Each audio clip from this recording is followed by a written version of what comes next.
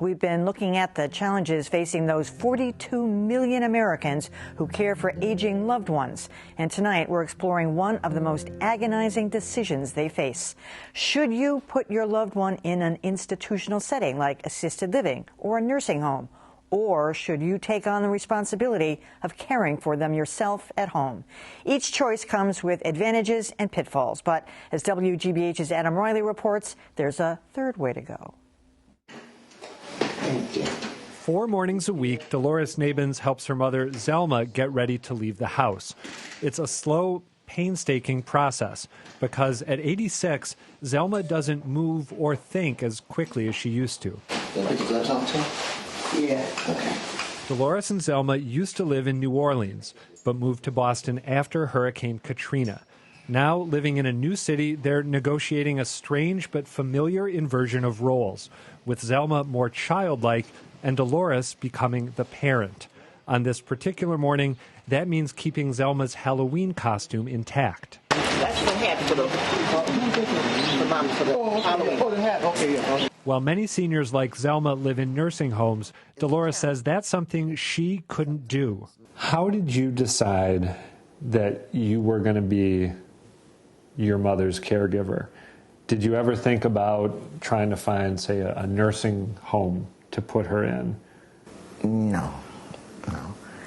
I decided because I don't...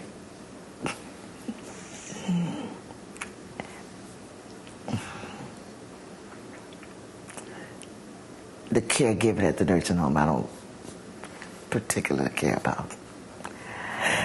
And I think I do such a great job with them. I could handle them more than anybody else could, you know. Dolores once worked in a nursing home and was troubled by what she saw. Not cleaning the patients, not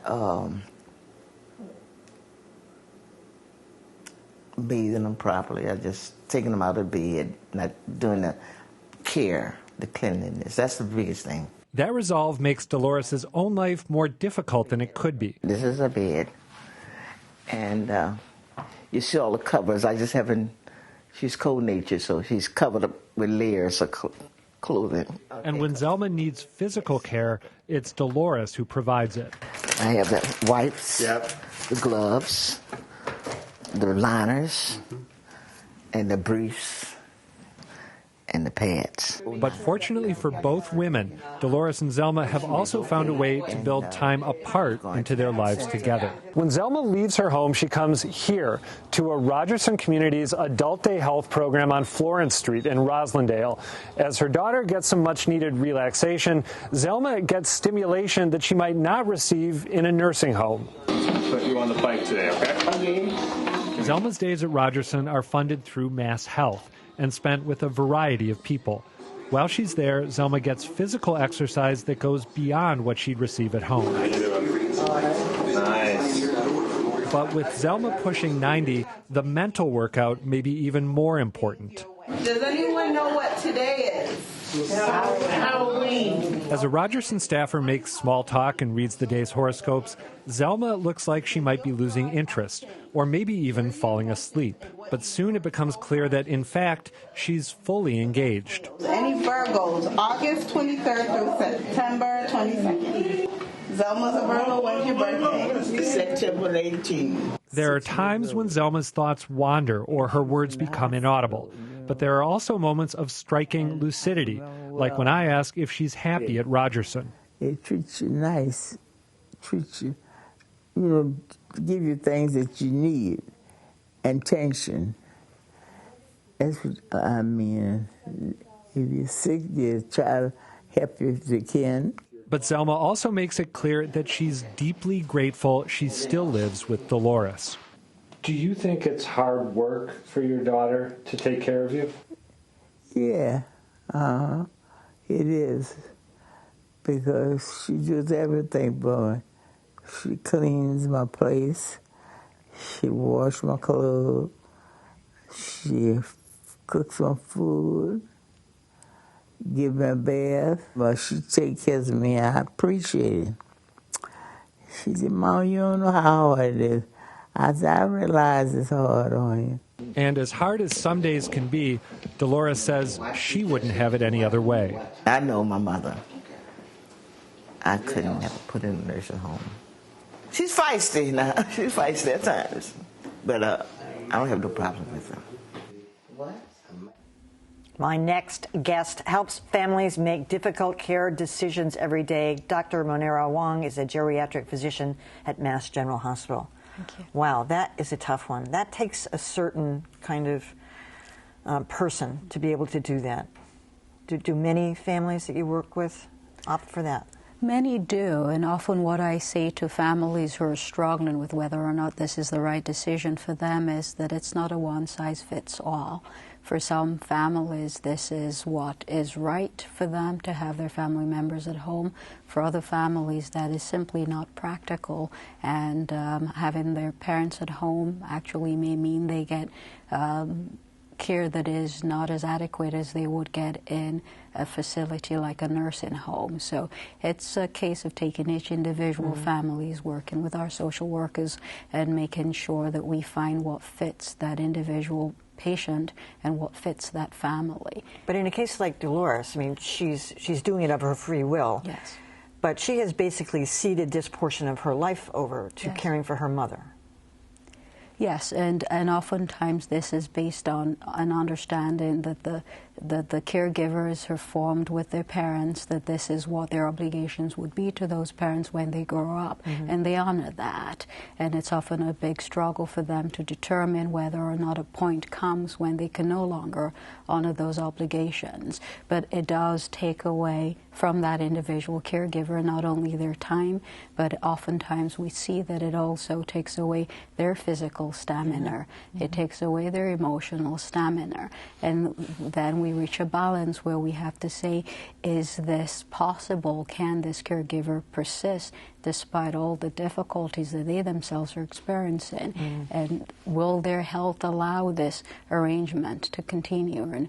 And that's a very difficult conversation because it challenges promises that have been made, and they have to really make sure that that is right. All right, let's bring on another voice into the conversation. Barbara Moskowitz is a geriatric social worker at MGH who works closely with patients and caregivers. And I think you were the one, Barbara, who introduced us to Dolores. This is a very special situation. And we profiled another family earlier in the week who had started out that way, but the emotional stress was just so severe that they had to have another arrangement. Right. Is there a more common, is there something that, I mean, most people don't want to have to put somebody into a nursing home, but they have to for some reason or another. Right. Well, actually, one of the things that is so important for us to help our patients and families understand is that the situation of caregiving is a moving target.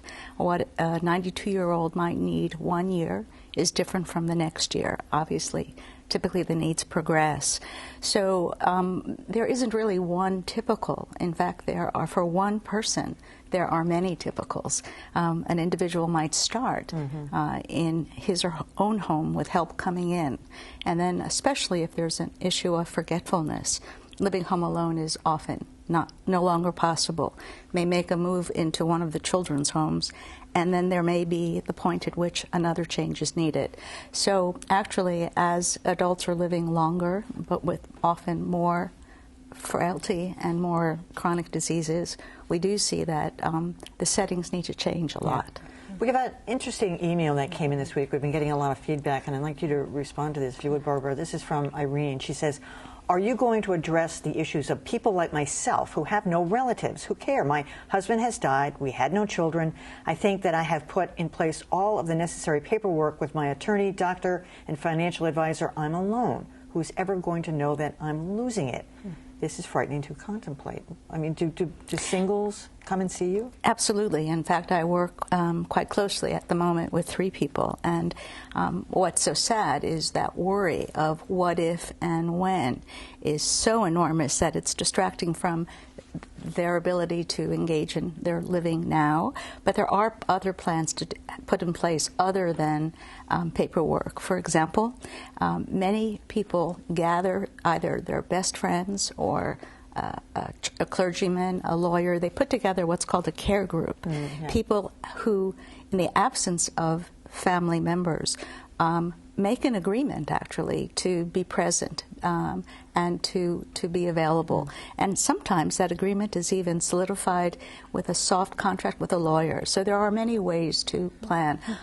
Another idea is some people who are afraid of that moment may be the ones who will choose earlier than most to move into a continuing care retirement community.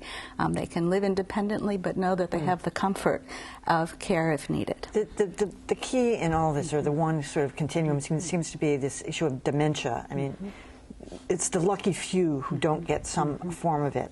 I mean, how do you tell people to deal with that? I mean, because Dolores' mother seems okay, but she clearly has signs of it also.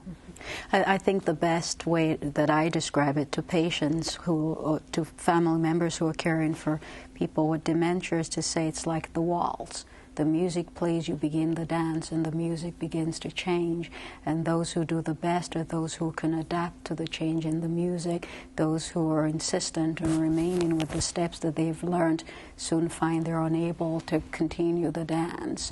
So there's a dynamism that dementia forces on caregivers, which dictates that they move or cut into what the disease dictates and change their dance moves to fit the different music that plays. Well said. All right, Monera Wong, Barbara Moskowitz, thanks so much. Thank you.